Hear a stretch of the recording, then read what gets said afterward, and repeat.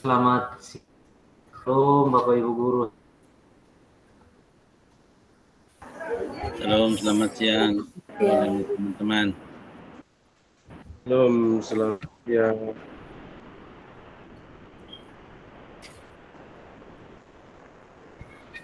Hari ini kita bertemu lagi di pertemuan tatap maya yang ke-9. Kita akan membahas tentang keterampilan mengajar PJOK yang efektif. Bapak Ibu, untuk mengawali semua kegiatan kita hari ini, mari kita memulainya dengan berdoa bersama. Berdoa mulai.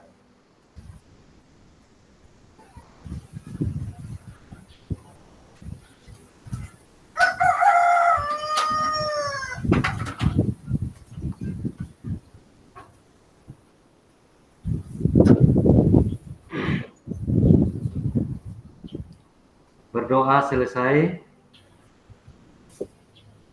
Oke, Bapak Ibu,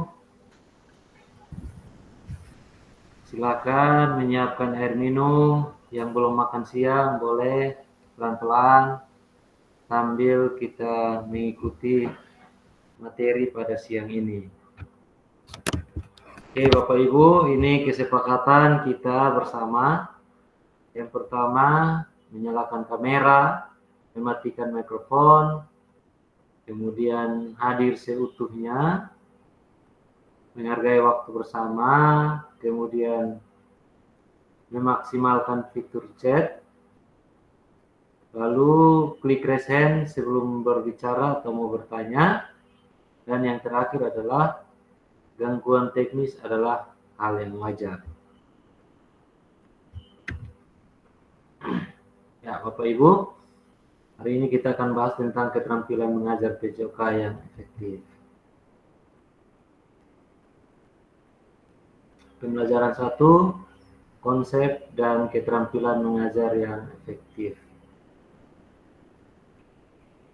Tujuan dari sesi kita kali ini adalah pada tahap ini peserta akan mempelajari konsep dasar keterampilan mengajar yang efektif secara tatap maya. Konten yang dicakup meliputi 1. Definisi mengajar efektif, dan 2. Kriteria mengajar yang efektif. Ya, hari ini kita agak panjang Bapak Ibu, 3JP. Mudah-mudahan kita bisa menyelesaikannya. Yang pertama, Bapak Ibu nanti 20 menit berbagi cerita dan pengalaman mengajar. Kemudian long term memorizing 40 menit. Kemudian ada diskusi 5 kalimat kunci 20 menit. Kemudian ada juga presentasi 45 menit. Setelah itu refleksi 10 menit. Totalnya ada 135 menit.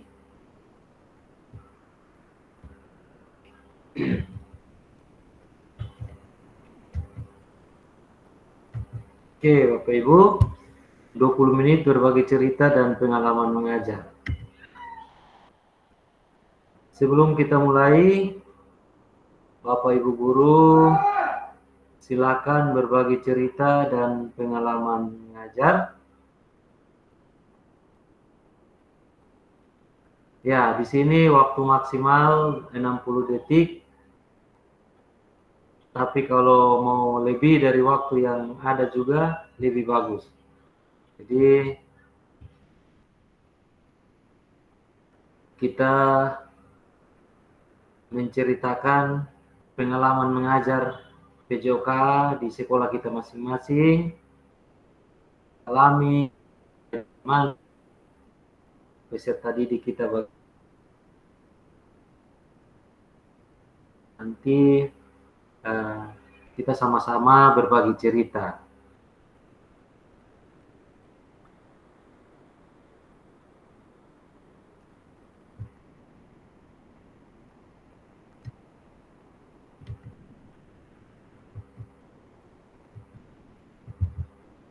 Silakan Bapak Ibu.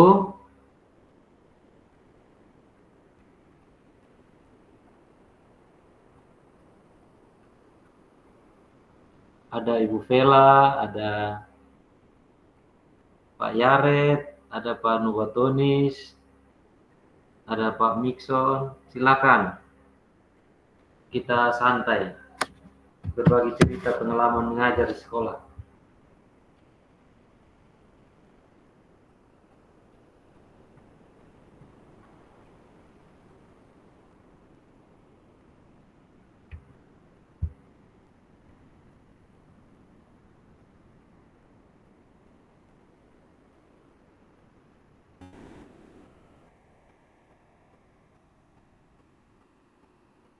Kayaknya mulai dari yang paling senior ini kok.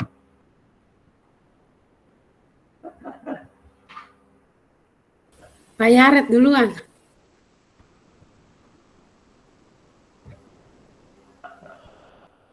Biasa yang senior itu kan pengalamannya banyak. Jam terbangnya banyak jadi. Yang senior juga banyak belajar dari yang junior, Kakak. Artinya yang junior ini lebih untuk IQ-nya lebih enak. Oke, baik. Terima kasih Kak Olim dan teman-teman. Jadi saya menceritakan sedikit mengenai pengalaman saya sebagai guru. Ini barangkali saya review ke belakang dulu Kakak menyangkut dengan waktu setelah sementara kuliah dan PPL sebagai calon guru. Boleh kok Kakak? Siap, Ya. boleh. Ya. Jadi waktu itu kebetulan saya diangkat dengan diploma atau D2. Jadi kami angkatan terakhir PGSD khusus PJOK dengan guru kelas. Nah waktu itu saya dengan teman saya Jiminak, saya masih ingat. Beliau sekarang tugas di Belu, tidak tahu di SD mana, tetapi sudah hilang komunikasi, bahkan tidak masuk di grup alumni kami, jadi agak susah juga. Jadi waktu itu saya PPL-nya di SD Bunipui 4, Bunipui 4 dan guru saya Ibu Ferderi sekarang tugas di SD Air Nona. Nah, pengalaman saya Kakak ketika mengajar baru awal, jadi itu menyangkut dengan pembelajaran khususnya media pembelajaran, contoh RPP silabus dulu masih KTSP Kakak, jadi dan teman-teman. Jadi saya bingung juga ini mau buat bagaimana, memang di kampus kita diajarkan juga tapi untuk pengalaman mengajarnya kan kita belum. Jadi waktu itu saya sistem masih agak mudah, jadi sistem menghafalnya masih kuat. Jadi waktu itu praktek mengajarnya saya sistem hafal. Jadi diberikan materi, jadi materi yang diberikan kepada saya itu menyangkut dengan ini di kelas, dia materi ini kesehatan, aspek yang 6 itu tentang kesehatan. Jadi saya hanya belajar mengkonsep lalu hafal lurus ikut buku. Jadi ketika dalam pembelajaran, maka itu ibu guru pamong saya bertanya, kok bisa hafal seperti itu? Ibu minta maaf, artinya ini tidak tahu memulai dari mana, seperti apa saya tidak tahu. Artinya langkah-langkah saya tidak tahu, barangkali ini baru belajar, jadi saya butuh pengalaman, artinya kesalahan-kesalahan kami atau kekurangan-kekurangan kami, kekurangan-kekurangan saya mohon diperbaiki. Nah setelah selesai PPL dan waktu itu 2009, ini minta maaf teman-teman, Kakak, artinya menceritakan ke belakang dulu, boleh Kakak? Boleh, sangat boleh. Silakan. Ya. Jadi setelah selesai kuliah 2008 Kakak, saya mencoba untuk UTS dan akhirnya ya Tuhan berkehendak dan saya lulus. Nah setelah lulus penempatannya di SD Praslabat. Nah waktu itu Kakak saya juga bingung, entah kita mau buat ke mana saat mengajar dengan menghadapi situasi yang baru dengan anak-anak, dengan guru-guru senior. Guru senior saya adalah Ibu Helena Paraheja, sudah pensiun baru bulan Desember tahun 2023 baru. Nah saat saya menghadapi di lapangan Kakak waktu itu, sementara masuk lapor diri dan dia punya besok itu langsung saya ditunjuk untuk mengajar. Jadi Ibu Helena tidak mengajar lagi. Jadi waktu saya mengajar sampai dengan beliau pensiun. Artinya dalam ketika pemanasan itu beliau pimpin, tetapi saat pembelajaran itu saya yang mengajar. Nah, saya raba karena pengalaman orang senior, guru senior dengan kita baru belajar ini tentu pasti kita rasa minder, lalu pengalaman untuk mengkonsepkan dan menerapkan pembelajaran atau materi itu barangkali masih kaku dan masih perasaan dengan senior, takutnya salah bagaimana.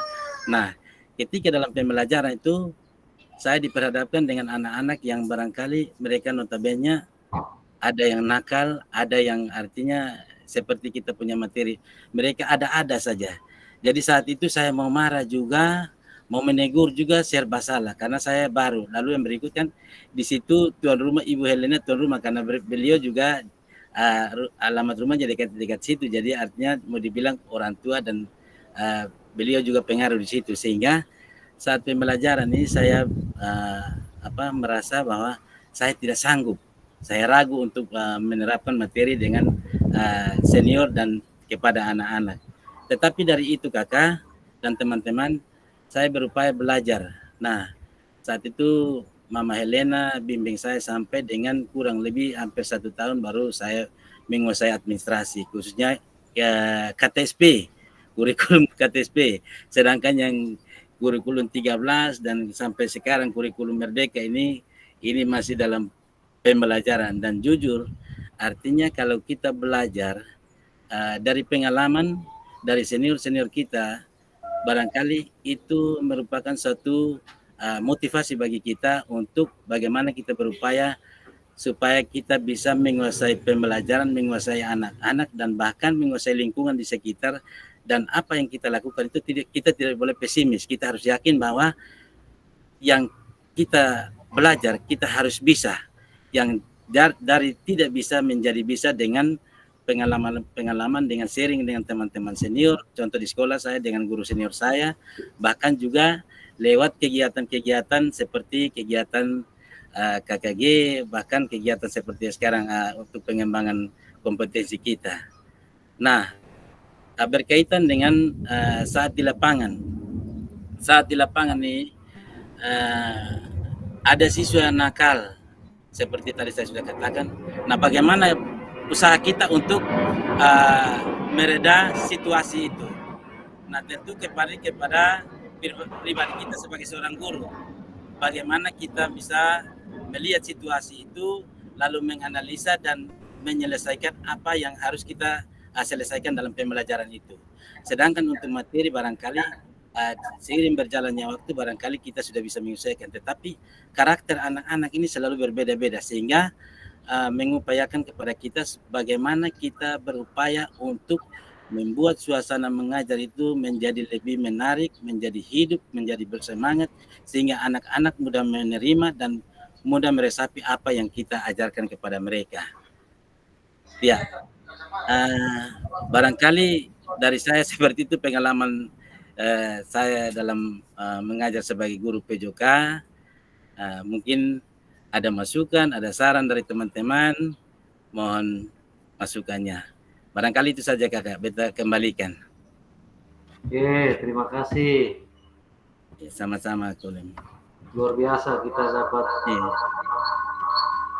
pencerahan dari senior, telah membagikan pengalaman mengajarnya dari awal sampai dengan saat ini. Luar biasa. Oke, terima kasih Pak Yaret. Terima kasih Kolem dan teman-teman. Berikut masih ada kok dari Ibu Vela, Pak Nuwatonis.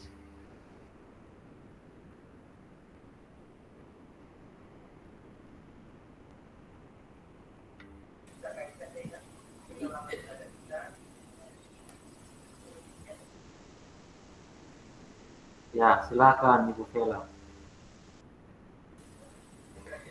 Baik, pengalaman saya selama saya mengajar, kurang lebih saya sudah ada di SMA Negeri 9 selama 15 tahun. Tentunya ada banyak pengalaman mengajar yang sudah saya peroleh, mulai dari pergantian kurikulum, kemudian situasi antar sesama guru, kemudian pembelajaran di kelas berhadapan dengan siswa, ada begitu banyak sikap siswa yang sepertinya menurut saya tidak wajar, tapi sebagai seorang guru kita dituntut untuk harus berusaha mengkondisikan kelas sehingga pembelajaran itu dapat dilaksanakan secara maksimal. Nah, selama saya menjadi guru, ada satu cerita. Satu ketika ada salah seorang siswa yang ketika disuruh untuk melakukan senam lantai khususnya, dia itu selalu beralasan, selalu saja beralasan. Ada juga yang ketika disuruh untuk praktik di lapangan, mereka juga selalu beralasan. Setelah adakan pendekatan, ternyata yang tidak mau ikut senam itu karena trauma, sementara yang tidak mau ikut ke lapangan itu karena takut panas. Seperti itu. Ada juga siswa yang banyak sekali siswa beralasan, tapi ada juga yang alasan tidak mau ke lapangan karena sakit, ternyata dia lebih fokus ke bermain game di kelas. Mereka ada di kelas. Nah, ada beberapa metode yang saya gunakan. Siswa yang tetap berada di dalam kelas itu saya suruh untuk keluar ke lapangan walaupun tidak mengikuti praktik penjas, tapi mereka harus ada di lapangan sehingga setiap materi baik yang dijelaskan oleh guru maupun dilihat diamati, mereka bisa cerna itu dengan baik. Lalu kemudian ada metode-metode yang saya gunakan sebagai permainan dalam pembelajaran. Ternyata kalau siswa itu diberikan kebebasan untuk bermain tanpa disuruh atau tanpa satu ikatan, mereka itu leluasa untuk melakukan kegiatan pembelajaran. Tapi kalau siswa itu ditekan harus ikut aturan, harus punya kriteria begini dan begitu, ternyata siswa itu malas dan mereka jenuh, apalagi panas. Siswa saya, kalau di jam 12 siang, kami jam penjas ada juga yang dapatnya di jam 12 siang. Siswa itu kalau dikasih, siswa laki-laki khusus, kalau dikasih bermain bola kaki, mereka akan sangat antusias. Karena mereka senang melakukan permainan sepak bola. Atau permainan bola kecil, softball misalnya, yang dimodifikasi kita ganti dengan permainan kasti.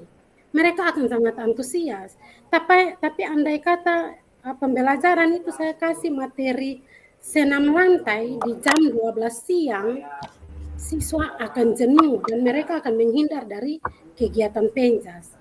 Nah, hal itu kadang-kadang membuat saya malas juga untuk mengajar, apalagi kalau siswa sudah berbagai macam alasan mereka sampaikan, ya sudahlah biarkan mereka beristirahat.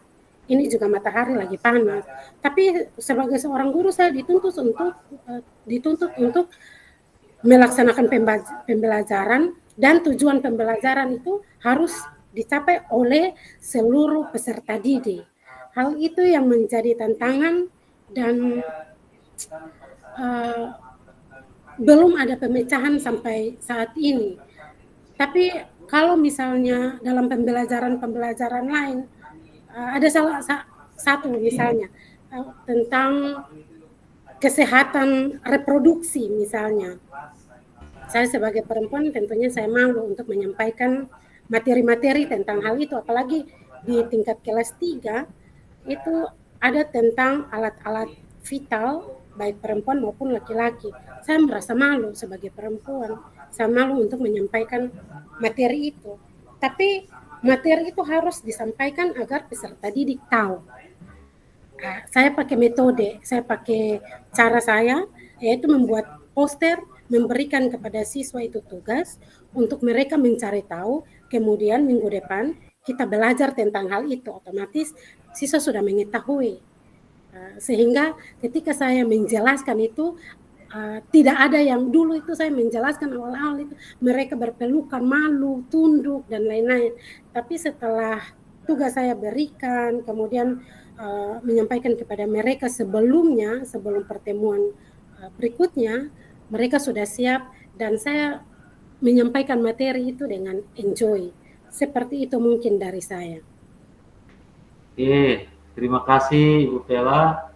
Luar biasa sudah berbagi pengalaman mengajarnya, berbagai metode, berbagai pendekatan sudah digunakan, diterapkan di sekolah. Oke, terima kasih. Berikut Pak Nubatonis-ko. Silakan Kakak. Berbagi sedikit terkait pengalaman mengajar.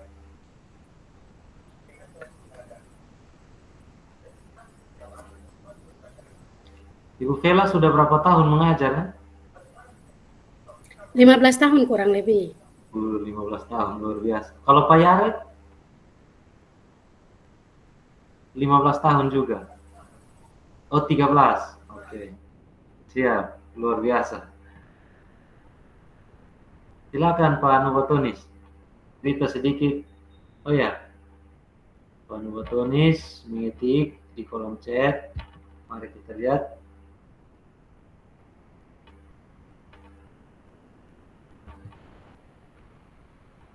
Ya, ada Pak Mixon juga. Karena beliau sementara mengikuti pemakaman, pengalaman Pak Mixon menjadi guru PJK di sekolah awal itu di SD Negeri Pal 1. Di situ saya ditemukan dengan anak-anak dari berbagai kalangan suku, lingkungan, dan tingkat akademik yang berbeda-beda. Di situ membuat saya merasa bahwa hal ini baru pertama kali saya menjadi seorang guru.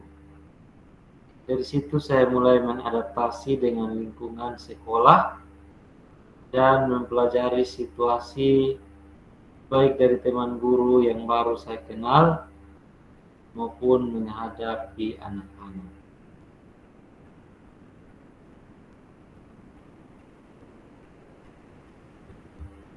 Salah satu hal yang pernah saya rasakan ketika mengajar kelas 5 materi sepak bola, ketika saya menyampaikan materi, anak-anak perempuan tidak meresponnya dan mereka terdiam. Saya merasa mungkin bahasa yang saya ucapkan salah, sehingga anak-anak perempuan tidak meresponnya.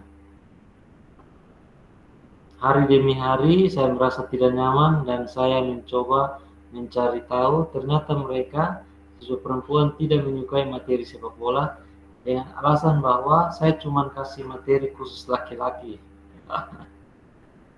Tetapi Pak Mixon berusaha memberikan motivasi dan berusaha meyakinkan mereka bahwa sepak bola itu bukan saja untuk laki-laki, tetapi juga untuk perempuan. Oke, terima kasih Pak Mixon. Memang awal-awal kalau kita hadapi seperti itu, kita dilema. Saya juga awal-awal begitu, bahkan pernah menangis juga menghadapi anak-anak SD. Saking mereka nakal, kita omong tidak mau dengar, hanya mau lari-lari, hanya mau bercerita. Saya sampai menangis. Oke, Pak Nubatonis menuliskan pengalamannya. Pengalaman mengajar selama di sekolah. Terkait beberapa pengalaman saya mengajar, pertama itu kasusnya tentang sumber daya yang ada di sekolah, seperti sarpras. Sekolah yang tidak memadai dan harus mencari dan memutar otak agar supaya pembelajaran PJK berjalan dengan baik. Kemudian banyak kekurangan yang ketika saya mengajar dan masalah seperti perangkat pembelajaran, kita kadang-kadang mengajar dengan sistem adanya dan tidak melihat dari perangkat. Ya, jadi yang dituliskan Pak Nubatonis ini memang benar juga sesuai dengan keadaan kita di sekolah. Kadang-kadang kalau keadaan kita di sekolah, kalau kita sudah menghadapi anak-anak itu, kadang-kadang perangkat pembelajaran itu kita tidak lihat lagi, kita tidak ingat lagi RPP-nya ke mana, modul ajar bunyi ke mana, kita tidak sesuai lagi. Yang penting kita menyelesaikan pembelajaran yang baik. Oke, terima kasih Bapak Ibu sudah berbagi cerita, berbagi pengalaman mengajar. Luar biasa memang apa yang dirasakan oleh Bapak Ibu hampir-hampir mirip. Saya juga mengalami hal yang sama. Awal-awal itu bingung. Mengajar juga kaku, omong juga omongnya begitu-begitu saja, pemanasan juga, aduh, pokoknya sangat kaku lah awal-awal. Apalagi kalau sarana-prasarana tidak ada, itu bingung sekali mau bikin bagaimana. Tapi ya seiring berjalannya waktu, kalau sarana-prasarana tidak ada, pasti kita berpikir untuk modifikasi. Kita bisa menggunakan metode-metode seperti yang tadi disampaikan oleh Ibu Vela. Oke, terima kasih. Nah, apa yang dimaksud dengan pembelajaran yang efektif menurut Bapak Ibu? Oke, ada tambahan dari Pak Nubatonis. Mari kita lihat.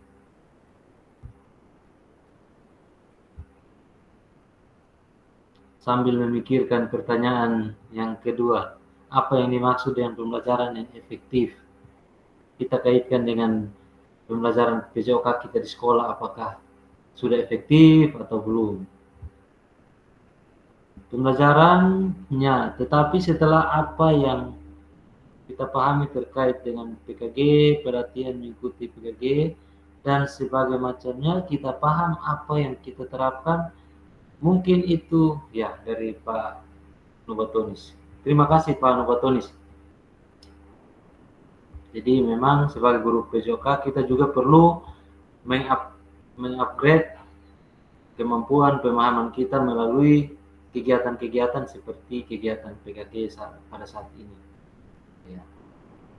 Oke, Bapak Ibu, apa yang dimaksud dengan pembelajaran yang efektif menurut Bapak Ibu? Mungkin saya minta satu jawaban saja boleh, atau mengetik di kolom chat juga boleh, atau bagi yang mau berbicara lagi silakan. Kira-kira pembelajaran yang efektif itu yang bagaimana?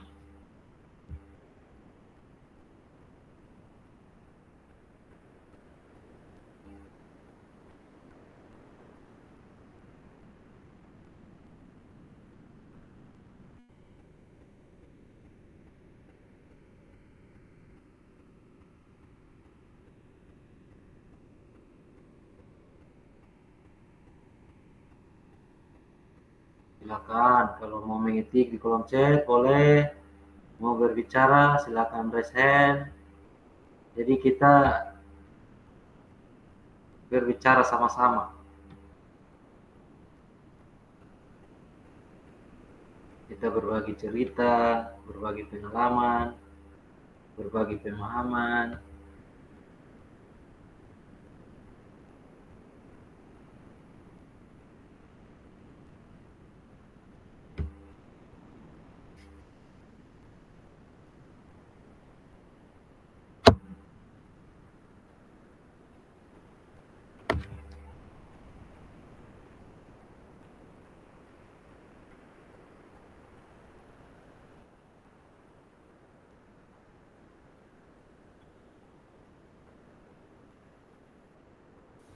Ya, Pak Yaret, silakan. Baik, terima kasih Kak Ulim dan teman-teman. Saya berusaha mencoba untuk menjawab sesuai dengan pemahaman saya. Jadi apa yang dimaksud dengan pembelajaran yang efektif menurut Bapak Ibu? Jadi barangkali yang pertama sebelum kita memulai pembelajaran pasti kita harus menguasai kondisi atau keadaan sekitar khususnya di lapangan sebagai guru PJOK. Nah, di saat kita melihat kondisi atau keadaan dari siswa, baru kita apakah mereka sudah siap untuk menerima pembelajaran atau belum. Nah, setelah itu kita masuk pada materi. Materi itu sesuai dengan bahan atau modul ajar yang kita sediakan. Nah, di dalam pembelajaran atau materi yang kita sampaikan, pembelajaran dikatakan efektif, artinya menurut saya bahwa barangkali bagaimana respon atau umpan balik daripada anak ketika kita menyampaikan pembelajaran atau kita menyampaikan materi, mereka mudah atau mereka mencerna dengan baik atau tidak. Dan ketika kita mencontohkan itu, apakah mereka bisa melakukan atau tidak. Nah, dari situ barangkali kita sudah bisa analisa bahwa walaupun tidak sempurna, tetapi mereka sudah memahami atau mereka sudah mampu menjalankan apa yang kita sudah terapkan kepada mereka, dan mereka mampu untuk mempraktikkan walaupun tidak sempurna. Nah, setelah itu kita setelah menganalisa dan melihat pada anak-anak, lalu kita masuk pada penilaian. Mungkin setelah kita belajar, kita memberikan umpan balik untuk mereka kepada mereka untuk seperti pertanyaan atau kuis atau seperti tes, supaya kita mengukur sejauh mana daya tangkap mereka terhadap apa yang kita berikan, baik secara lisan maupun tertulis.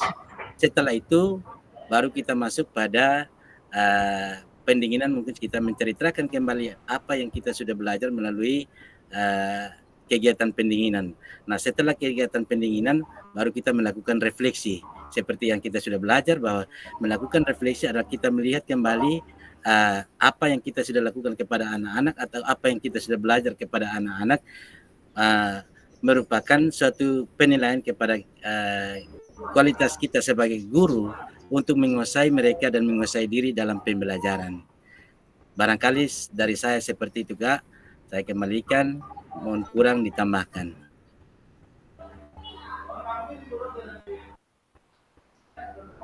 Oke, terima kasih Pak Yaret, luar biasa sekali. Sama-sama Kak Olim dan teman-teman. Nah, Ibu Vela menulis di kolom chat, pembelajaran yang efektif adalah pembelajaran yang dapat memberikan pemahaman materi kepada murid dan pembelajaran dapat mencapai tujuan pembelajaran yang diharapkan. Terima kasih Bu Vela, luar biasa sekali jawabannya. Pak Nixon, pembelajaran efektif menurut saya adalah pembelajaran yang berpusat pada peserta didik dan dapat memenuhi kebutuhan mereka di setiap pembelajaran dan mampu merumuskan dari tujuan pembelajaran, asesmen, dan kegiatan pembelajaran. Oke, terima kasih Ibu Vela dan Pak Nixon. Oke.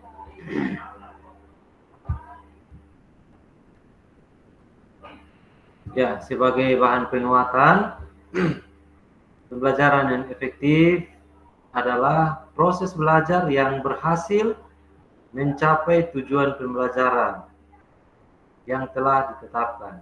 Ya, tadi sudah dijelaskan oleh Pak Yaret, disebutkan juga oleh Ibu Vela dan Pak Nixon, bahwa proses pembelajaran yang efektif itu berhasil mencapai tujuan pembelajaran yang kita sudah tetapkan.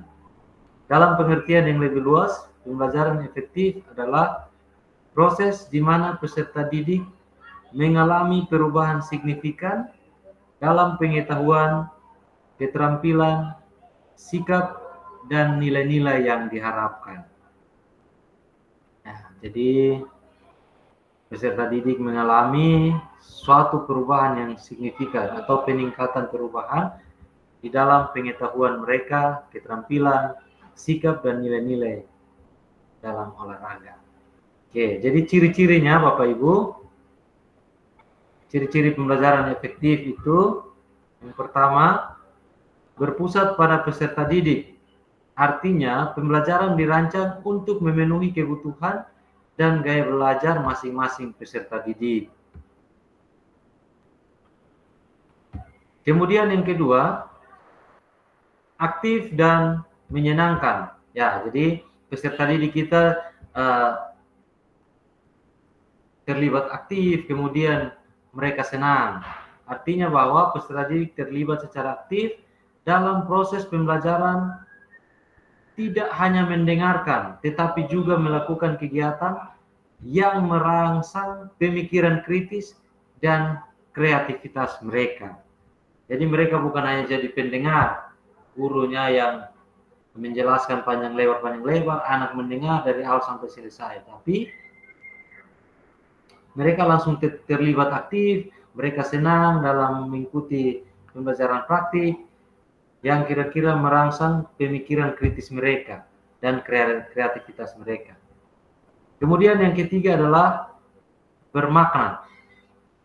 Artinya materi pembelajaran dihubungkan dengan kehidupan sehari-hari atau kehidupan nyata anak-anak peserta didik kita, sehingga mudah dipahami dan diingat.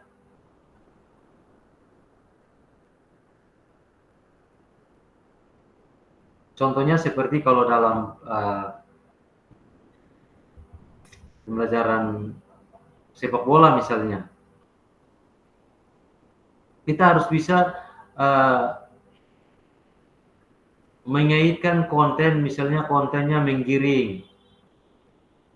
Biasa kalau kita buat di sekolah itu kadang menggiring, melewati kuns, melewati ini. Tapi coba-coba kita kaitkan dengan kehidupan nyata dalam bermain sepak bola sehari-hari itu.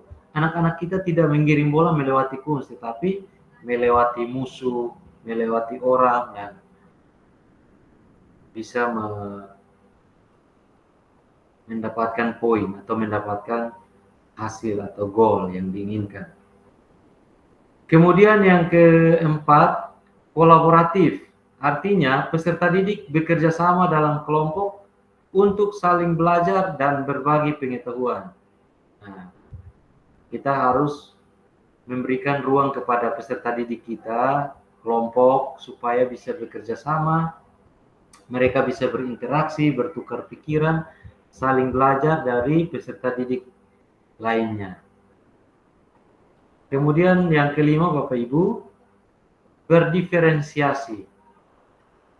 Pembelajaran disesuaikan dengan perbedaan kemampuan dan juga gaya belajar peserta didik. Kemudian yang keenam, menggunakan berbagai sumber belajar. Artinya bahwa kita guru tidak hanya terpaku menggunakan buku teks, tetapi kita juga bisa menggunakan media pembelajaran yang beragam seperti poster atau PPT atau video, kita menonton video, gambar atau simulasi dan lain-lain sebagainya.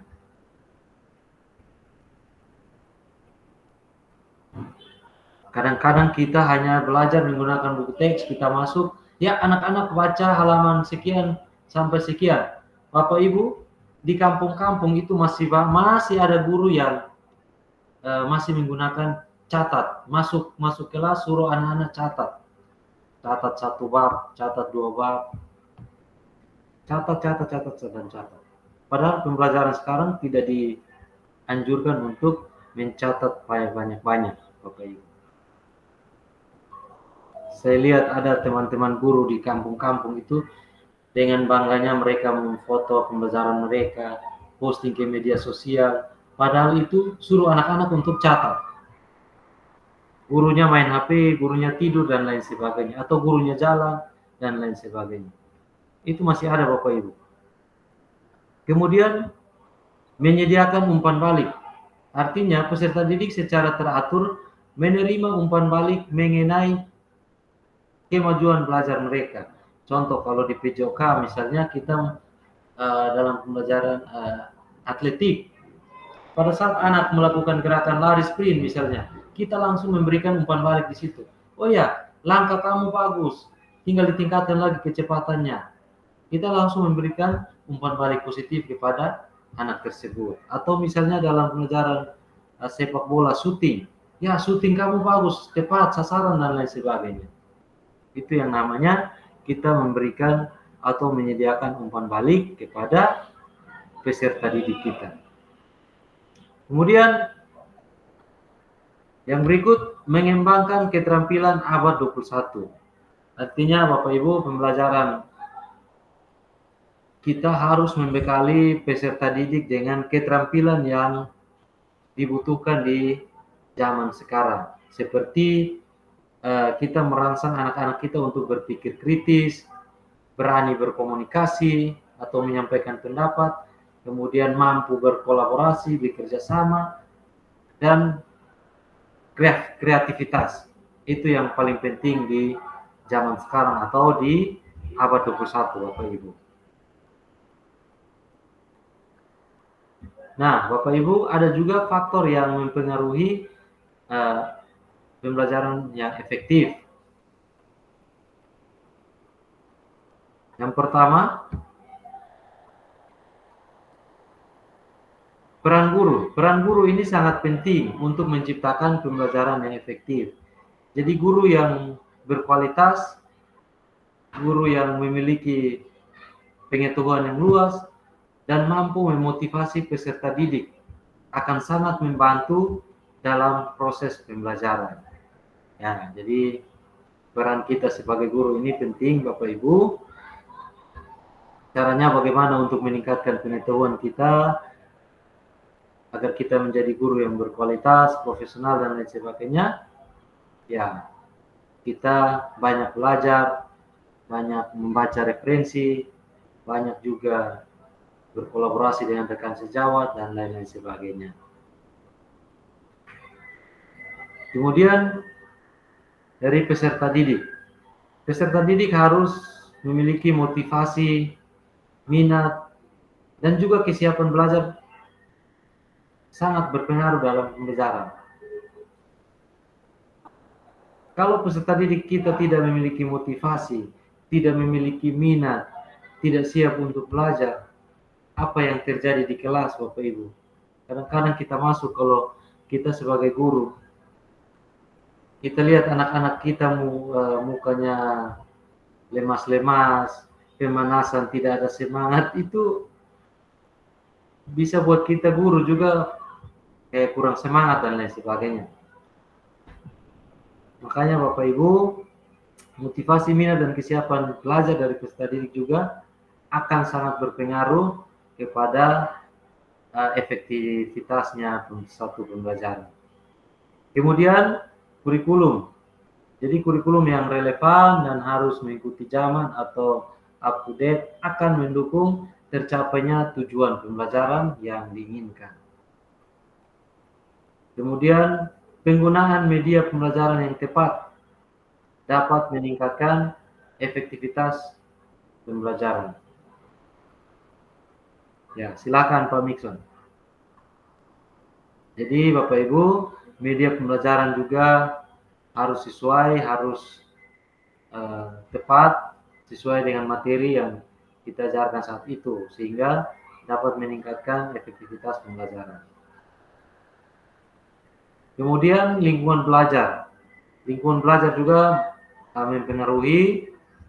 Suasana belajar yang kondusif dan menyenangkan akan memotivasi peserta didik untuk belajar.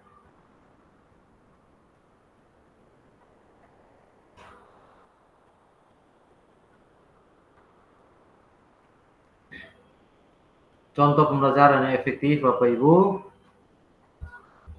seperti pembelajaran berbasis proyek. Peserta didik bekerja sama dalam kelompok untuk menyelesaikan proyek yang berkaitan dengan materi pembelajaran. Kemudian yang kedua, pembelajaran berorientasi masalah.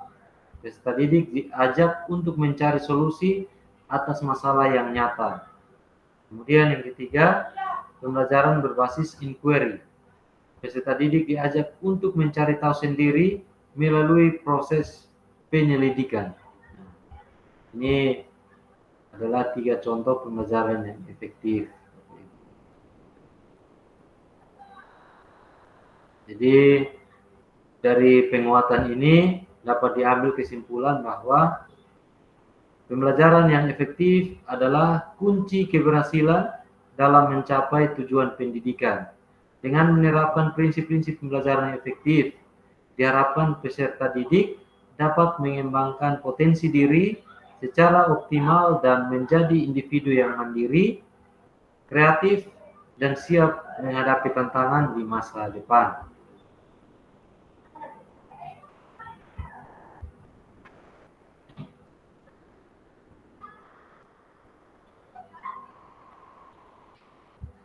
Oke, Bapak Ibu, ada pertanyaan lagi.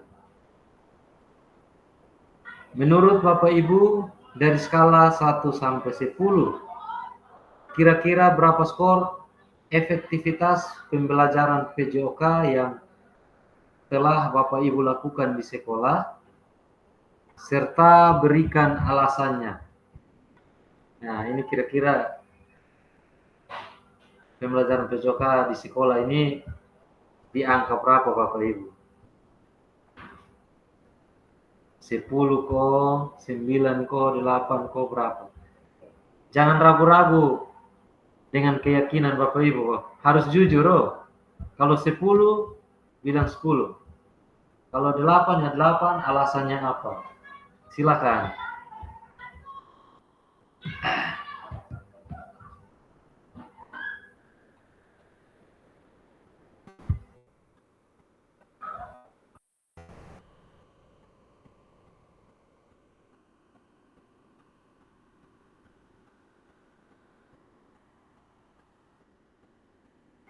Silakan Ibu Vela. Baik, menurut saya dari skala 1 sampai 10, skor efektivitas pembelajaran PJOK yang sudah dilakukan di sekolah adalah saya berada di angka 90. 90. Ya. Alasannya karena yang seperti yang sudah dijelaskan, yang pertama peran guru. Saya sudah melaksanakan peran saya sebagai seorang guru dengan sangat maksimal. Yang kedua, peserta didik sudah mengikuti proses pembelajaran dengan baik, sehingga di akhir dari semester mereka tentunya mendapatkan nilai proses pembelajaran itu. Berikutnya lagi, kurikulum yang digunakan sudah sesuai dengan perkembangan zaman, di mana mulai dari KTSP, kemudian K13, kemudian masuk ke kurikulum Merdeka, sudah diterapkan dengan baik. Selanjutnya, dalam penggunaan media pembelajaran. Dalam pembelajaran, ada beberapa topik materi yang ketika saya melakukan pembelajaran, saya menggunakan media pembelajaran melalui link-link pembelajaran internet. Saya gunakan agar siswa itu lebih paham tentang materi yang akan disampaikan. Kemudian lingkungan belajar sudah sangat kondusif. Kemudian saya juga sebagai seorang guru tentunya dalam pembelajaran selalu memberikan motivasi kepada siswa, baik itu siswa yang sudah aktif maupun siswa yang tidak aktif dalam pembelajaran. Saya akan berikan motivasi secara menyeluruh tanpa pila-pila seperti begitu. Jadi untuk saya skalanya ada di skala 90. Itu saja. 90. Oke. Terima kasih Bu Vela, luar biasa.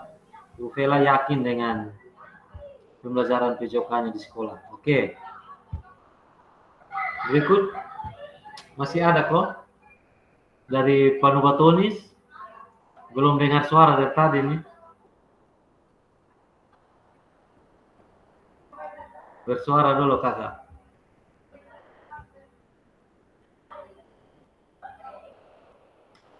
Kira-kira di angka berapa? 10 kok.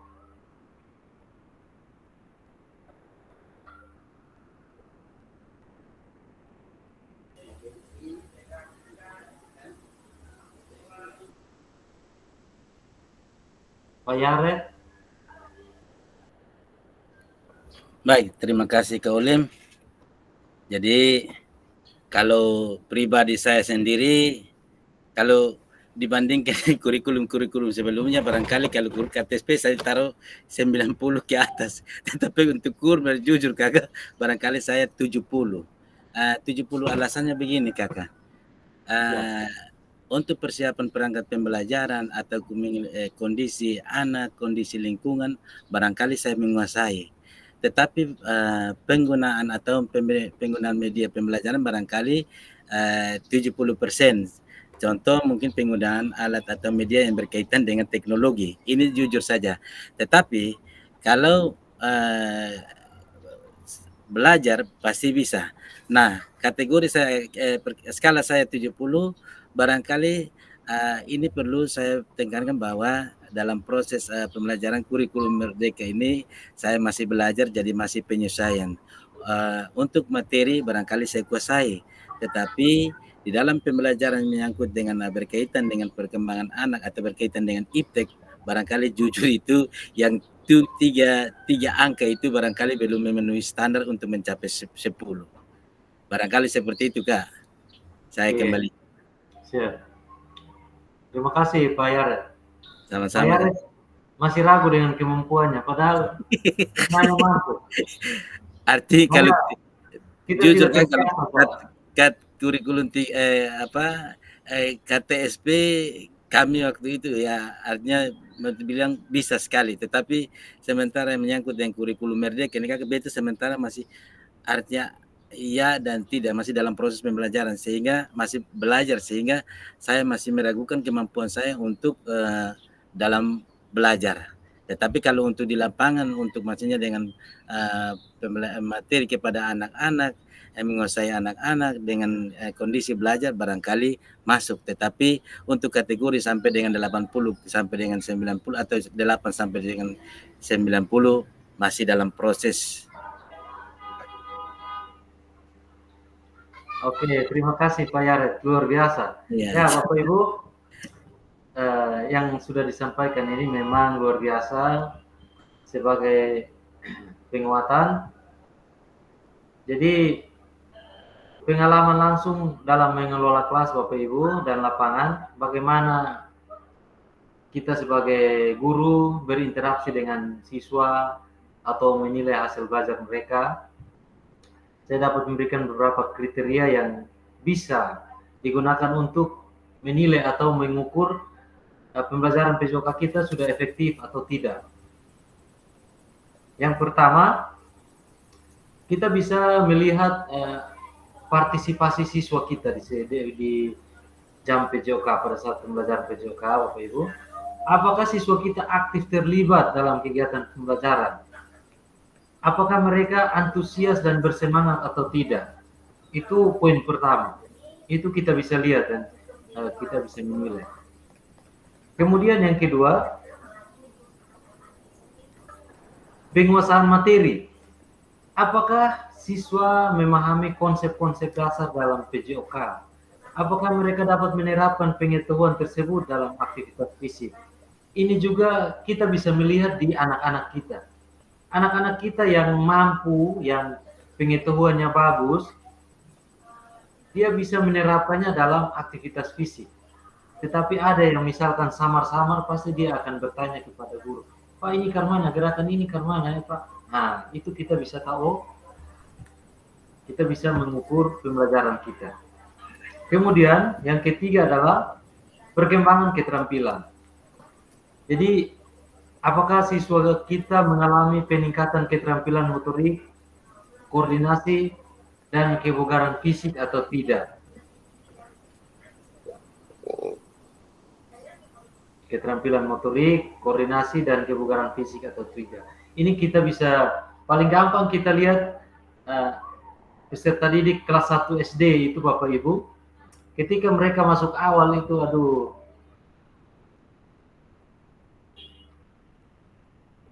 ketika masuk awal tuh mereka sangat labil dan lain sebagainya. Apalagi mau olahraga itu sulit diatur. Tetapi Bapak Ibu, seiring berjalannya waktu PJOK kita mengajar dengan baik, pasti ada perubahan yang terjadi di peserta didik kita. Kemudian Bapak Ibu, kita bisa melihat perubahan sikap. Apakah siswa memiliki sikap yang lebih positif terhadap aktivitas fisik dan olahraga? Nah, ini juga kita bisa melihat. Kemudian kita juga melihat pencapaian tujuan pembelajaran yang telah kita tetapkan, apakah tercapai atau tidak Bapak Ibu.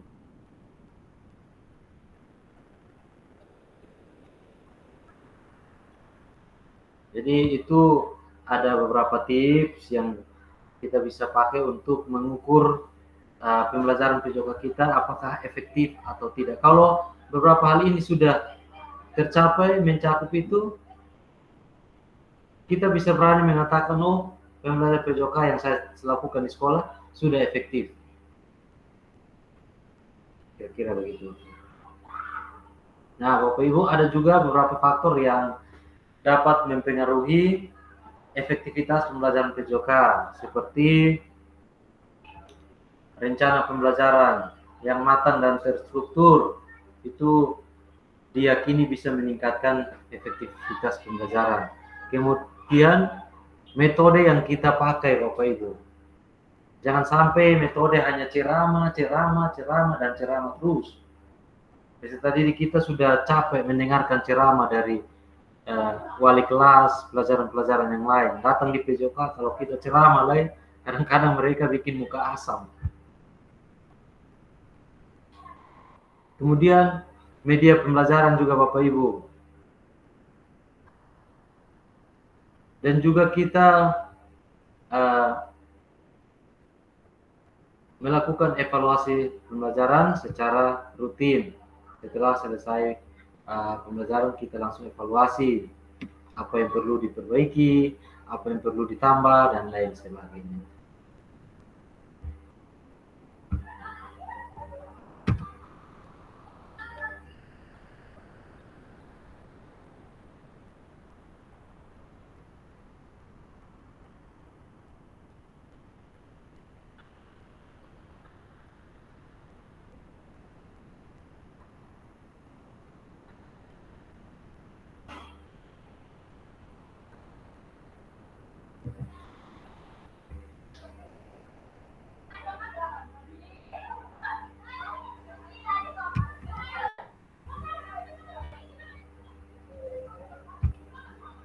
Oke Bapak Ibu, long term memorizing atau memori jangka panjang.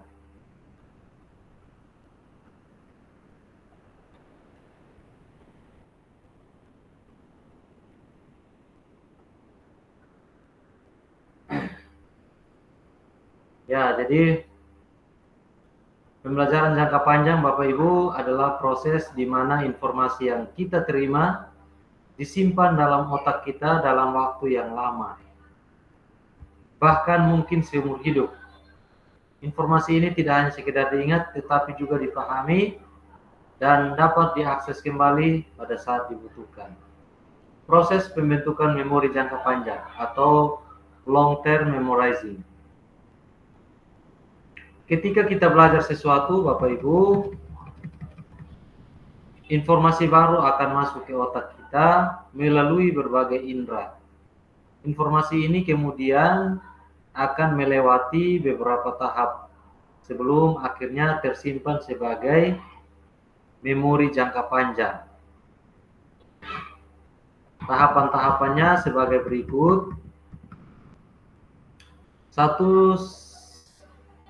Sensor memori. Informasi yang baru masuk akan disimpan dalam memori sensorik dalam waktu yang singkat atau dalam waktu hitungan detik. Kemudian yang kedua, short term memory.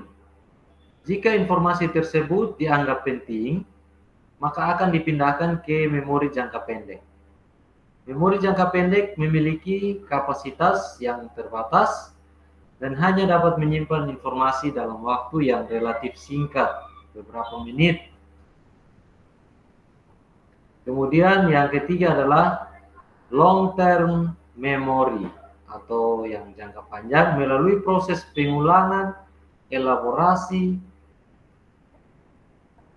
dan asosiasi. Informasi dari memori jangka pendek dapat diubah menjadi memori jangka panjang.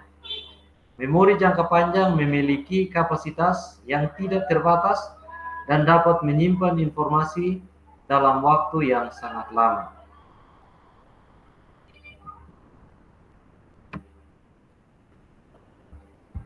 Oke, Bapak Ibu, itu penjelasan singkat yang terkait dengan long term memorizing. Nah,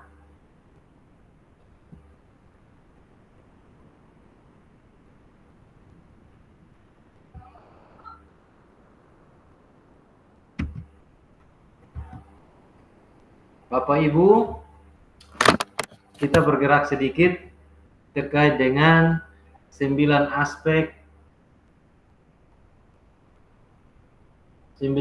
pembelajaran PJOK yang efektif, atau 9 aspek pembelajaran efektif.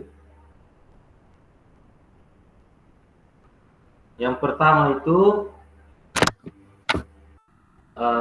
tujuan pembelajaran, yang kedua keterlibatan aktif siswa, yang ketiga pengajaran berdiferensiasi, yang keempat ada pemrogresan dan pentahapan konten, yang kelima penjelasan dan demonstrasi keterampilan,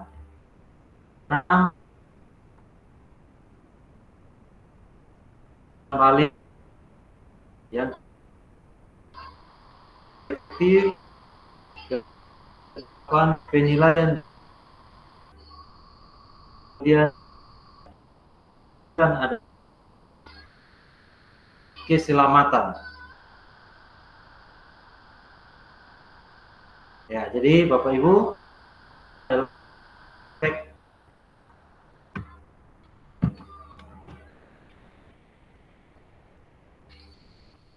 9 aspek pembelajaran efektif.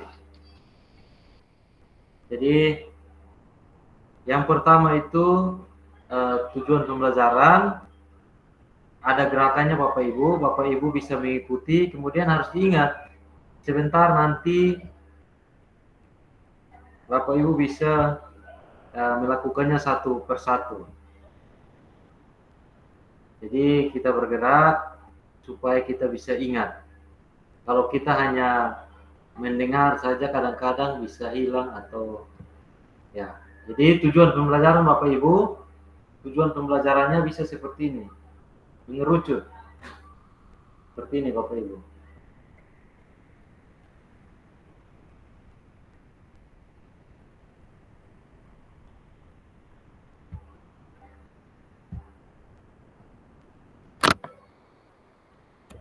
Bapak Ibu bisa lihat kok tujuan pembelajaran. Tangan kurang ke atas, Pak. Tangan kurang ke atas, ya. Sorry. Ya, tujuan pembelajaran seperti ini. Ya.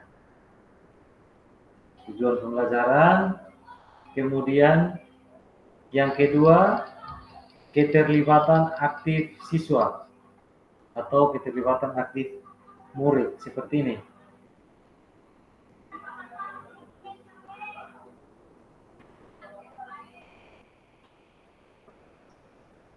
Oke, sudah dua. Yang pertama tujuan pembelajaran, kemudian keterlibatan aktif siswa,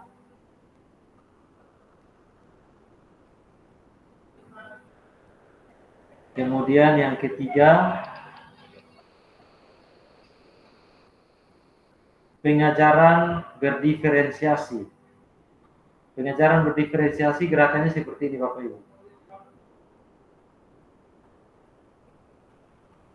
Ya. Oke, jadi yang pertama tujuan pembelajaran, keterlibatan aktif siswa, kemudian pengajaran berdiferensiasi,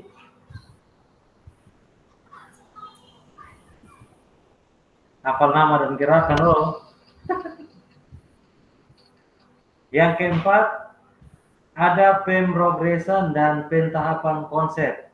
Ya, pemrogresan itu seperti ini Bapak Ibu. Kayak ada peningkatan. Ya, pemrogresan, pentahapan konten seperti ini. Kayak naik tangga begitu. Jadi ada pemrogresan dan pentahapan konten. Oke. Yang pertama, tujuan pembelajaran, keterlibatan aktif siswa, pengajaran berdiferensiasi, pemrogresan, dan pentahapan konten. Oke, sudah 4 Bapak Ibu. Yang kelima, penjelasan dan demonstrasi keterampilan. Jadi penjelasan seperti ini, demonstrasi keterampilannya seperti ini.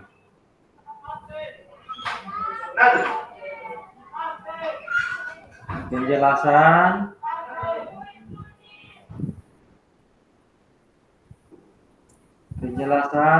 dan demonstrasi keterampilan. Oke, sudah 5 Bapak Ibu. Ingat sebentar. Satu-satu nah. Terus yang keenam, umpan balik. Ya, umpan balik dari guru untuk siswa, umpan balik.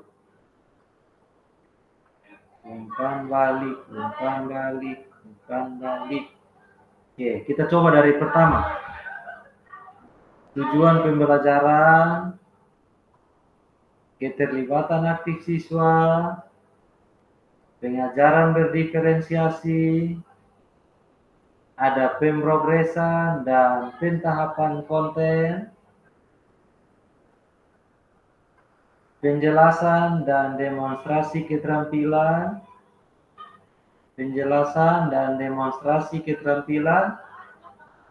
umpan balik.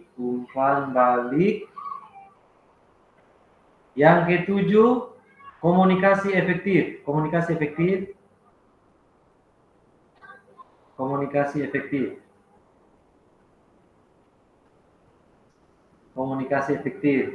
Itu yang ketujuh. Kemudian yang kedelapan, penilaian dan evaluasi. Penilaian tangan satu, kemudian kayak kita menulis, kemudian evaluasi.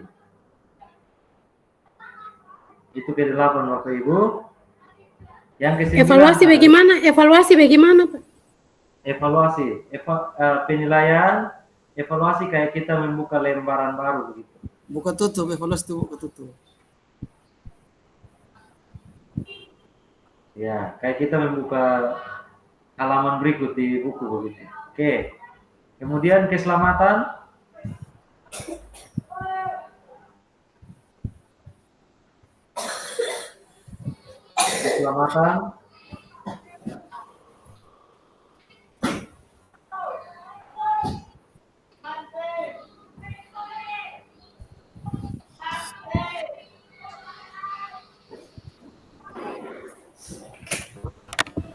Bisa hafal semua kok? Atau kita ulang sekali lagi?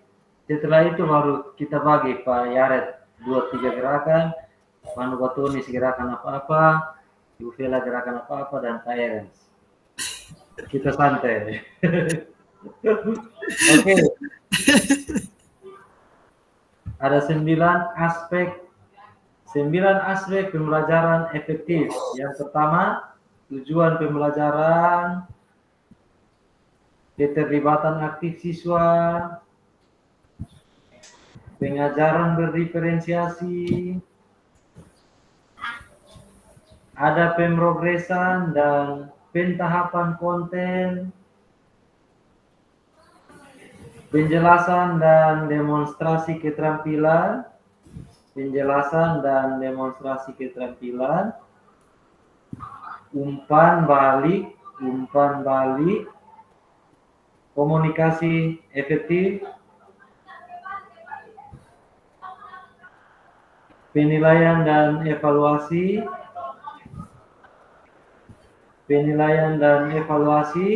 dan keselamatan. Oke.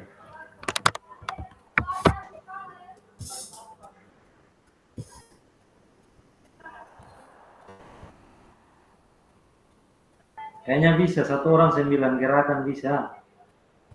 Gampang-gampang salah. Oke. Silakan dari Kakak Yaret kok. Tujuan pembelajaran. 9 aspek pembelajaran efektif. Mainkan.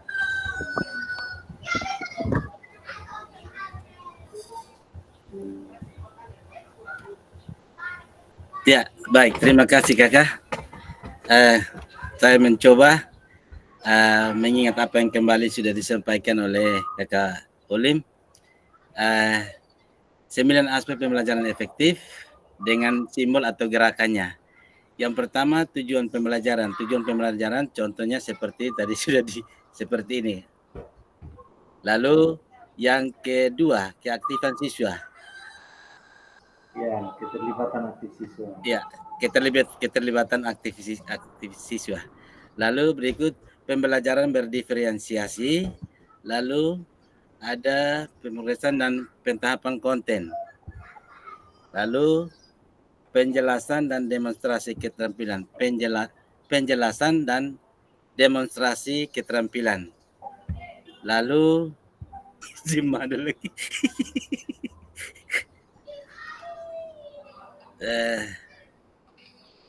Barangkali yang sudah keempat Kakak. Lalu yang berikut apalagi Kakak lagi sudah lupa lagi. Ya, berikut keaktifan siswa. Umpan balik. Oke, berapa ini? Tidak tahu Kakak sudah 5 kok berapa? Pentahapan konten sudah? Ya Kakak. Untuk Oke. pentahapan konten seperti ini Kak. Lalu berikut masuk penjelasan dan demonstrasi keterampilan. Berikut umpan balik, gerakan umpan balik. Ya, lalu komunikasi efektif, penilaian dan evaluasi, lalu keselamatan. Oke. Ini tertatih-tatih Kakak. Ya, terima kasih Pak Yare. Iya, sama-sama Kak Olim. Siap. Berikut Ibu Vela, mulai dari yang senior-senior. Ini rame kalau ada Ibu Kori. Ibu Kartina. Ya, baik. Kita mulai dari tujuan pembelajaran. Kemudian keterlibatan aktif siswa. Kemudian pembelajaran berdiferensiasi. Kemudian pemrosesan dan pentahapan konten. Dan pentahapan konten. Pemrosesan dan pentahapan konten. Ya, oke, mantap. Kemudian penjelasan dan demonstrasi. Kemudian umpan balik.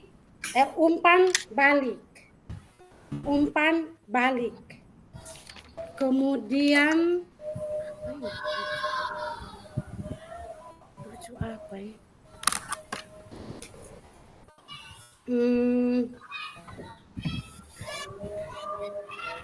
Komunikasi efektif. Oh ya, komunikasi efektif. Kemudian penilaian dan evaluasi. Kemudian keselamatan. Ya, keselamatan. Oke, terima kasih Bu Vela. Bisa. Kakak Erens kok? Baik teman-teman, beta mungkin beta terakhir sama kakak beta main justru beta blank besok kegiatan dari pagi lah, jadi beta untuk ke bergerak begini beta juga beta Oke, menyesuaikan sama kakak. siap. Minta Oke, maaf kakak.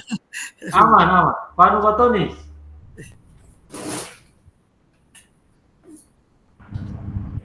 Siap. 9 aspek pembelajaran efektif.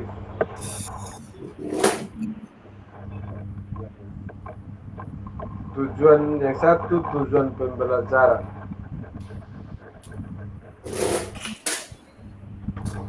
Terus keterlibatan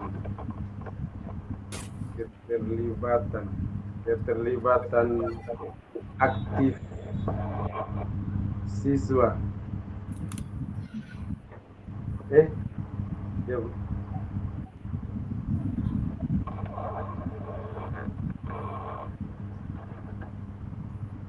Yang ketiga,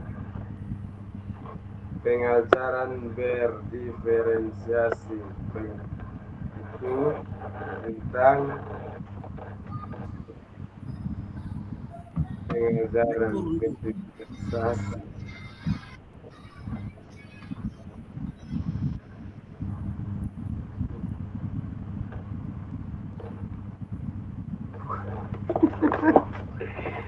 Ini ada lupa-lupa ini. Progres, ada peningkatan tahapan konten. Nah, Iya. 4 ada progresan dan pertahanan konten. Nah, yang kelima, penjelasan dan demonstrasi keterampilan.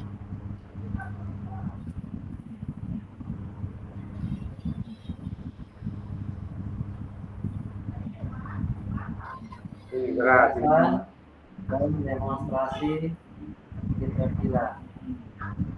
Keterampilan itu kayak bergerak gitu.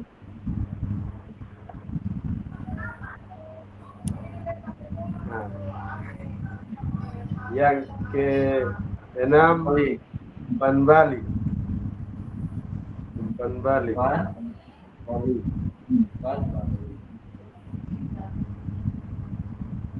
Nah, yang ke-7, komunikasi efektif.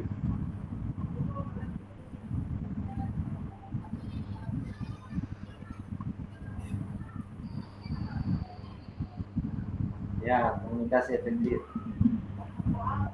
Yang ke-8, penilaian dan evaluasi.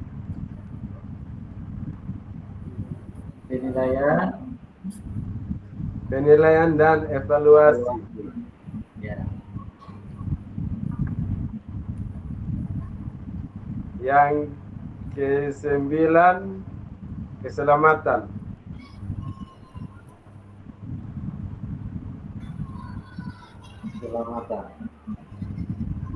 Oke, terima kasih, luar biasa. Oke, Pak Ernest menyesuaikan. Kita lanjut.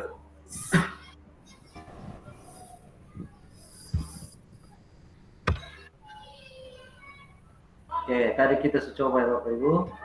Lagi ya Bapak Ibu, ikuti gerakan saya. Nah, ini yang agak panjang.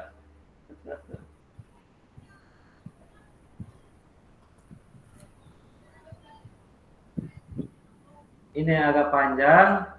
Yang pertama, yang tadi 9 aspek pembelajaran efektif. Yang ini 4 kriteria pengalaman belajar efektif.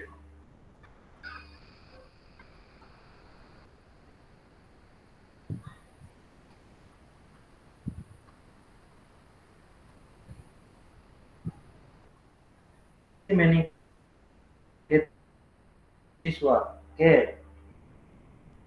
Berpotensi meningkatkan keterampilan motorik siswa.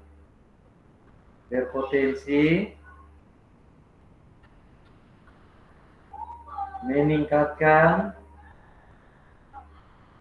keterampilan motorik siswa. Sudah kok? Berpotensi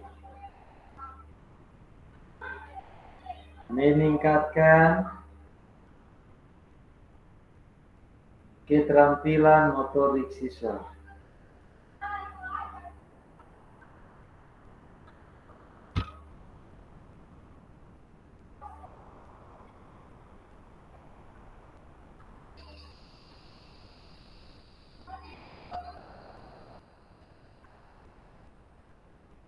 Yang kedua,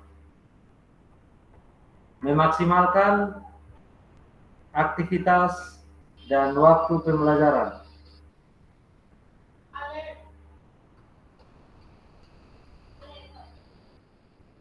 Memaksimalkan kayak putar-putar apa gitu. Memaksimalkan aktivitas dan waktu pembelajaran. Memaksimalkan aktivitas dan waktu pembelajaran. Oke, bisa. Coba kita ulang dari satu. Berpotensi meningkatkan keterampilan motorik siswa. Yang kedua, memaksimalkan aktivitas dan waktu pembelajaran. Memaksimalkan aktivitas dan waktu pembelajaran. Oke. Yang ketiga,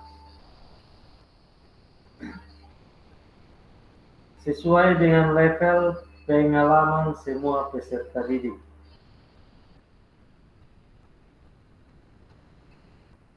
Ya, sesuai dengan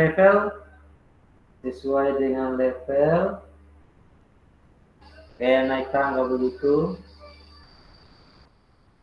Sesuai dengan level pengalaman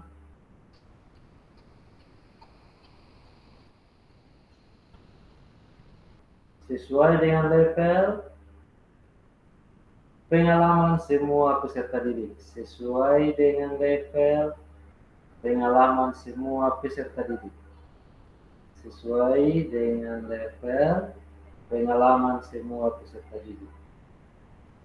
Pak fasilitator, kameranya tidak aktif. Oh, berarti pengaruh jaringan. Kalau kami aktif, kalau saya aktif. Beta Sudah aktif. Sudah aktif. Sudah. Iya, baru.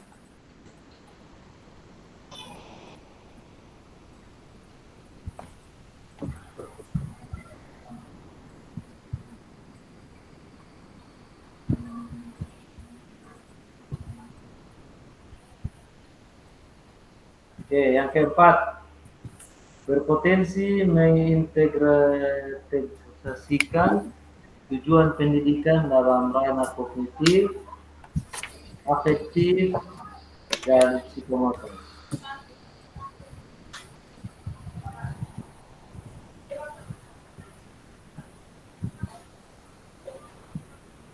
Oke, berpotensi masih sama seperti ini, mengintegrasikan tujuan pendidikan dalam ranah kognitif,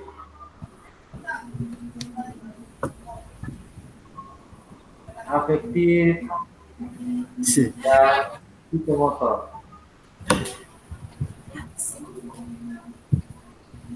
Ini ada belajar SIM. Berpotensi mengintegrasikan tujuan pendidikan dalam ranah kognitif, afektif, dan psikomotor.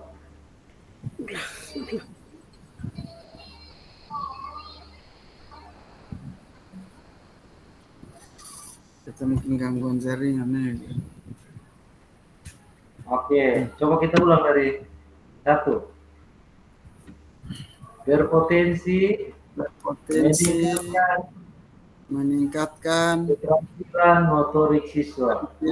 motorik siswa. Ya. Yang kedua, memaksimalkan aktivitas dan waktu pembelajaran. Oke.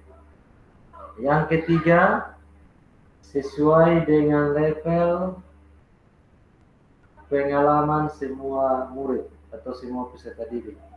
Sesuai dengan level pengalaman semua peserta didik. Yang keempat, berpotensi mengintegrasikan tujuan pendidikan dalam ranah kognitif, afektif, dan psikomotor. Oke, jadi itu sebagai 4 kriteria pengalaman belajar efektif. Nanti kalau Bapak Ibu lupa bisa cari di TikTok, itu banyak 9 aspek dan 4 kriteria pembelajaran, pengalaman belajar itu banyak sekali. Silakan cari dan latihan sendiri bisa. Oke.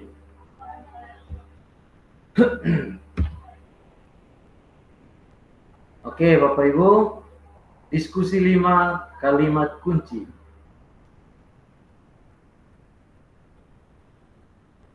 Diskusi kelompok, peserta dibagi menjadi 5 kelompok. Tugas Anda adalah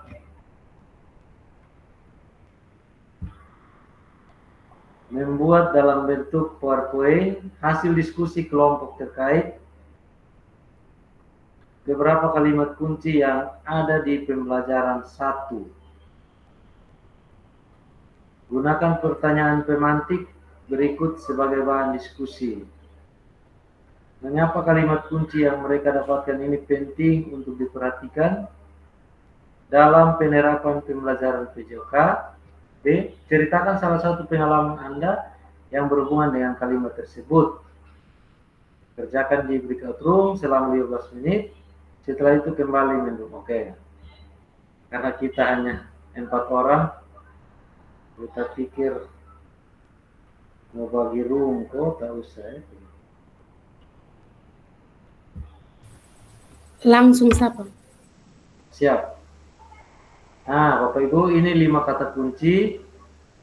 1. Tujuan pembelajaran adalah konsep sentral pengajaran efektif. 2. Pengalaman belajar harus memiliki potensi dalam meningkatkan keterampilan, penampilan, aktivitas motorik peserta didik. Pengalaman belajar peserta didik harus memaksimalkan aktivitas atau waktu mempraktikkan gerak untuk semua murid sesuai tingkat kemampuan. 4. Pengalaman belajar harus sesuai dengan level pengalaman semua peserta didik. 5. Pengalaman belajar harus memiliki potensi untuk mengintegrasikan tujuan pendidikan dalam ranah psikomotor, afektif, dan kognitif. Oke, Bapak Ibu, karena kita hanya berapa orang, kita tidak perlu membagi kelompok, tetapi langsung saja. Mungkin satu orang satu kata kunci kok. Jadi kita pakai pertanyaan pemantik yang ada di poin 3 ini, Bapak Ibu. Mengapa kalimat kunci yang mereka dapatkan ini penting untuk diperhatikan dalam penerapan pembelajaran PJOK? Yang kedua, ceritakan salah satu pengalaman Anda yang berhubungan dengan kalimat tersebut.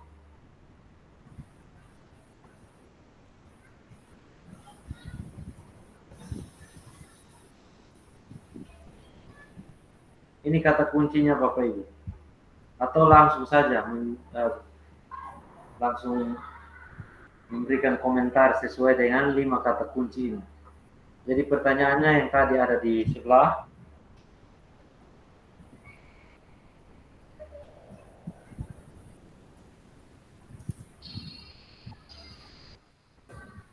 Lima kata.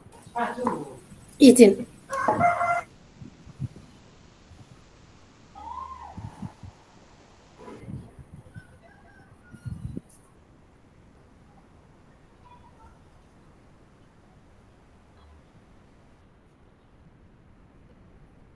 Pak Yaret, ada resen, silakan.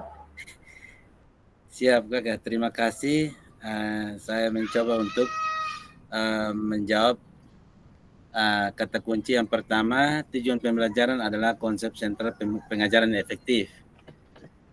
Kalau melihat kembali kepada modul ajar, langkah-langkah dalam pembuatan modul ajar, maka sudah tentu bahwa tujuan pembelajaran itu merupakan kunci utama dalam menerapkan suatu materi. Jadi bagaimana kita bisa menerapkan materi kalau tanpa ada tujuan. Jadi tujuan itu adalah maksud dari atau inti dari materi yang kita ajarkan. Bagaimana anak merespon materi yang kita berikan dengan hasil yang mereka belajar, lalu mereka tuangkan dalam keterampilan mereka. Jadi keterampilan yang kita berikan melalui materi, mereka dapat lalu mereka terapkan dalam individu mereka sebagai kompleksitas dari aktivitas mereka atau diri mereka sendiri. Jadi tujuan pembelajaran ini merupakan titik kunci dari suatu materi yang kita ajarkan dalam pembelajaran PJOK. Barangkali dari saya seperti itu, Kakak. Oke, terima kasih Pak Yaret. Luar Ya. biasa. Silakan yang lain, Ibu Vela mungkin.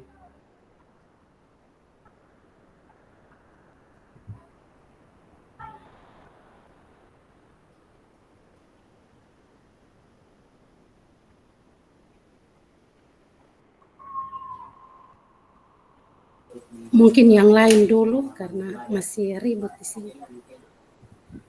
Oke.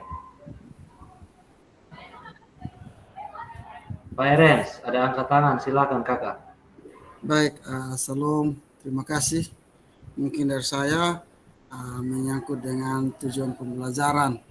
Seperti yang kita ketahui bahwa tujuan pembelajaran adalah bagaimana siswa mampu menunjukkan, yang pertama adalah dia menjelaskan terlebih dahulu, setelah itu baru dia mempraktikkan. Contohnya kayak macam kayak dalam permainan kasti, dia mempraktikkan cara melempar dan menangkap dengan baik dan benar yang dimiliki kreativitas tersendiri. Mungkin rasa seperti itu, Kakak. Terima kasih.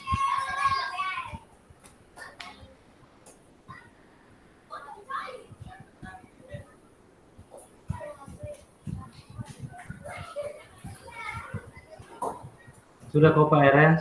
Silakan. Ini rasa seperti itu. Terima kasih. Siap, terima kasih Pak Erens. Sebagai penguatan dari 5 kata kunci ini Bapak Ibu, yang pertama, mengapa tujuan pembelajaran sebagai inti pengajaran efektif? Mengapa penting?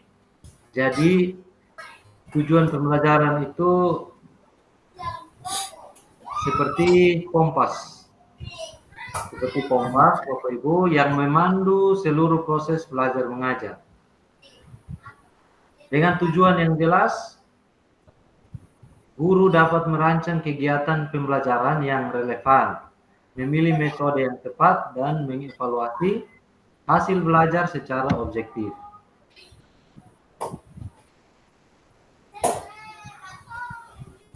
Kemudian yang kedua, pentingnya meningkatkan keterampilan motorik. Nah, mengapa keterampilan motorik itu penting Bapak Ibu? Keterampilan motorik tidak hanya penting dalam bidang olahraga, tetapi di dalam kehidupan kita sehari-hari. Keterampilan ini berkaitan dengan koordinasi tubuh, keseimbangan, kekuatan, dan kelincahan, bahkan yang lain-lain. Bapak Ibu bayangkan saja kalau tidak ada koordinasi tubuh, Contoh saja koordinasi mata tangan, mata kaki, dan lain-lain sebagainya. Kemudian yang ketiga, memaksimalkan praktik gerak. Mengapa penting Bapak Ibu? Praktik adalah kunci untuk menguasai keterampilan motorik. Semakin sering seseorang berlatih, semakin baik pula keterampilan yang dimiliki. Jadi dalam Ini betul Bapak Ibu. olahraga Dan sebaliknya, fisik dapat seseorang semakin tidak kita terapkan bergerak atau jarang bergerak, berarti implementasi dan evaluasi. Setelah aktivitas dijalankan, keterampilan yang dimiliki akan kaku. dalam lingkungan belajar dan efektivitas. Kemudian yang keempat, Mengerti apakah peserta didik menyesuaikan dengan tingkat kemampuan. Mengapa diferensiasi itu penting Bapak Ibu? Tiga, Karena pengalaman belajar peserta didik kita memiliki tingkat kemampuan yang berbeda-beda. atau waktu Itu pembelajaran harus disesuaikan dengan kebutuhan mereka. sesuai dengan tingkat kemampuan. Yang kelima, Yang integrasi ranah psikomotor, afektif, dan kognitif. Mengapa itu penting Bapak Ibu? Pembelajaran yang efektif melibatkan seluruh aspek perkembangan peserta didik, yaitu ranah psikomotor atau keterampilan motorik, afektif itu sikap dan nilai, dan kognitif atau pengetahuan dari peserta didik kita. Jadi dari kelima poin atau kelima kata kunci ini dapat disimpulkan bahwa tujuan pembelajaran yang kita telah sebutkan sangat komprehensif dan relevan dengan prinsip-prinsip pembelajaran yang efektif. Dengan menerapkan prinsip-prinsip ini, guru dapat menciptakan pengalaman belajar yang bermakna dan membantu peserta didik mencapai potensi maksimal.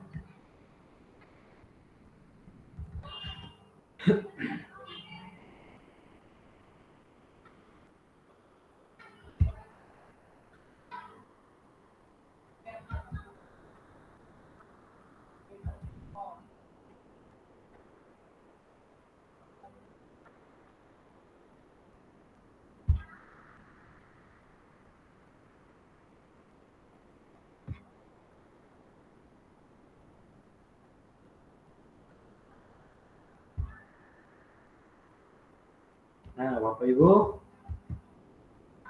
ini pesan kunci untuk kita, esensi pembelajaran yang bermakna dan pembelajaran efektif dalam konteks pembelajaran PJOK. Pembelajaran yang bermakna dalam PJOK adalah ketika peserta didik kita tidak hanya mempelajari gerakan fisik semata, tetapi juga memahami kenapa mereka melakukan gerakan tersebut, bagaimana gerakan itu berhubungan dengan kehidupan sehari-hari, dan bagaimana gerakan itu dapat meningkatkan kualitas hidup mereka. Ciri-cirinya atau ciri-ciri pembelajaran PJOK yang bermakna: 1. Materi yang diajarkan memiliki kaitan langsung dengan kehidupan siswa. Misalnya mengajarkan teknik dasar renang, karena banyak siswa yang tinggal di daerah pesisir. Yang kedua, berpusat pada siswa. Siswa aktif terlibat dalam proses pembelajaran, bukan hanya sebagai penerima pasif. Mereka diberikan kesempatan untuk mengeksplorasi, bertanya, dan menemukan sendiri. Yang ketiga, materi PJOK dikaitkan dengan berbagai konteks, seperti budaya, lingkungan, dan isu-isu sosial. Yang keempat, PJOK diintegrasikan dengan mata pelajaran lain seperti IPA, IPS, matematika, bahasa Indonesia, dan lain-lain. Seperti sekarang ini literasi dan numerasi Bapak Ibu. Yang berikut, siswa merasa tertarik dan termotivasi untuk belajar PJOK karena melihat manfaatnya bagi diri sendiri dan orang lain.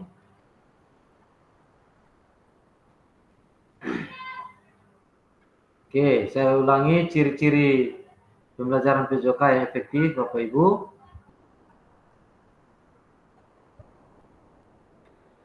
Tujuan pembelajaran harus jelas. Kita sebagai guru dapat merumuskan tujuan pembelajaran yang spesifik, terukur, dapat dicapai, relevan, dan berjangka waktu. Variasi metode pembelajaran. Guru menggunakan metode pembelajaran seperti permainan, simulasi, demonstrasi, diskusi untuk menjaga minat siswa. Umpan balik yang konstruktif. Guru selalu memberikan umpan balik yang jelas dan spesifik kepada siswa agar mereka mengetahui kelebihan dan kekurangannya. Penilaian tidak hanya berfokus pada hasil akhir, tetapi juga ada proses pembelajaran atau yang disebut penilaian yang otentik. Siswa merasa aman dan nyaman untuk bereksplorasi.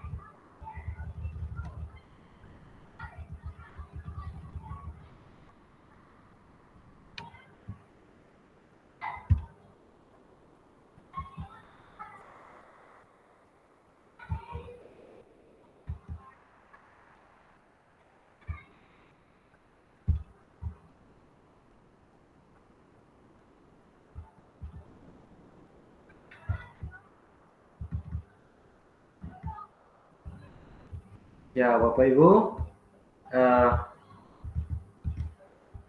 kita sudah sampai di slide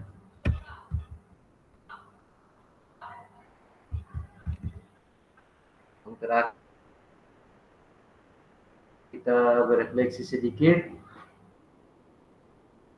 terkait pertemuan kita hari ini. Mungkin 1 atau 2 orang saja mewakili. Silakan.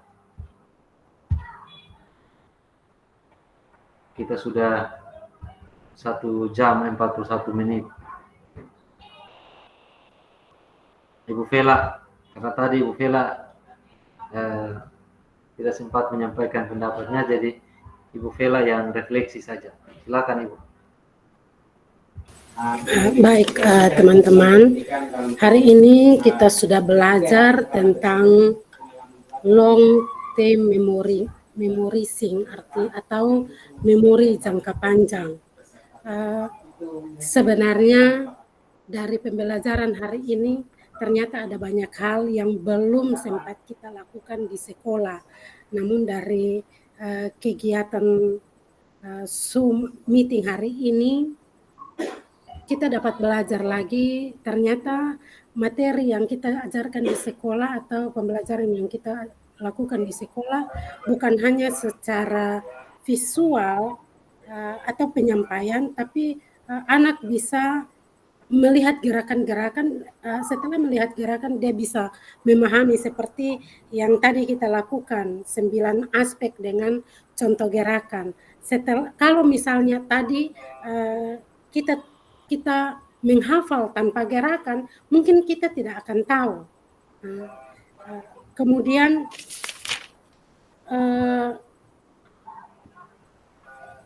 pengalaman belajar.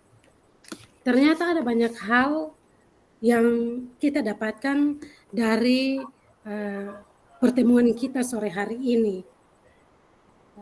Hari ini dan bahkan hari-hari kemarin menjadi proses pembelajaran yang sangat efektif. Kita bisa bertumbuh,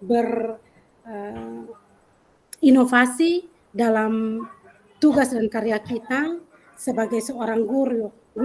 Artinya bahwa kita tidak hanya tahu materi pembelajaran, tapi kita bisa belajar hal-hal baru, sehingga dari hal-hal baru itu kita terapkan di lingkungan sekolah yang tentunya dapat ketika pembelajaran itu terjadi dapat mencapai tujuan akhir.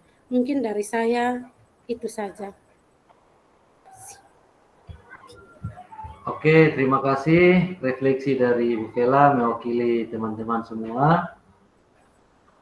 Pada akhir sesi kita hari ini, Bapak Ibu, pada tahap ini peserta akan mempelajari konsep dasar keterampilan mengajar yang efektif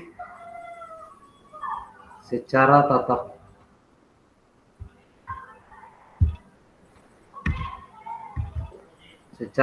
maya, Konten yang dicakup meliputi 1. Definisi mengajar yang efektif dan kriteria mengajar yang efektif. Jadi Bapak Ibu, tadi yang ada 9 aspek, kemudian ada 4 kriteria itu.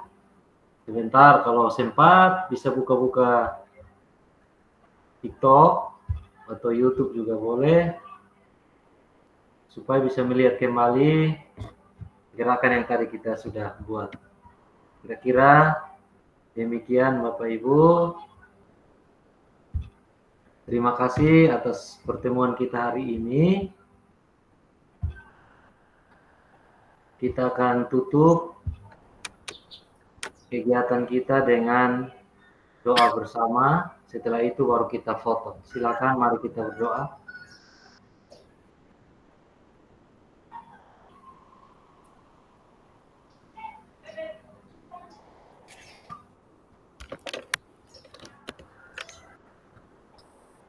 Berdoa selesai.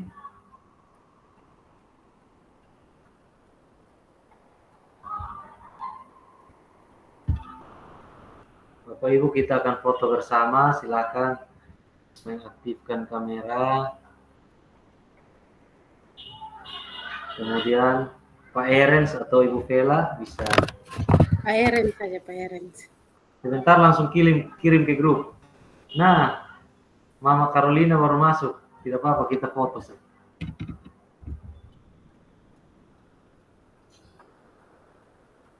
Mungkin teman-teman bisa kasih aktif kamera oh. Siap kakak.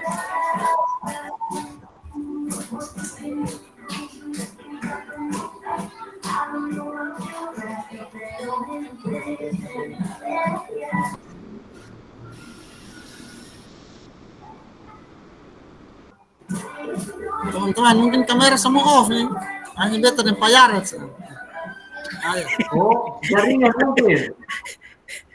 Harusnya Ibu Vela, di jaringan Ibu Vela kapan? Ibu Vela, Ibu kayaknya jaringan soalnya semua Aman, saya punya aman. Ibu Carolina bisa. Ibu Carolina bisa Ibu kasih Vela aktif saya kamera. ambil. Oke. Oke, boleh siap. 1, 2, 3. siap.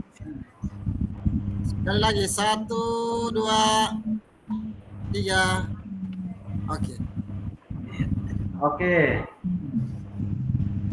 Kita stop recording.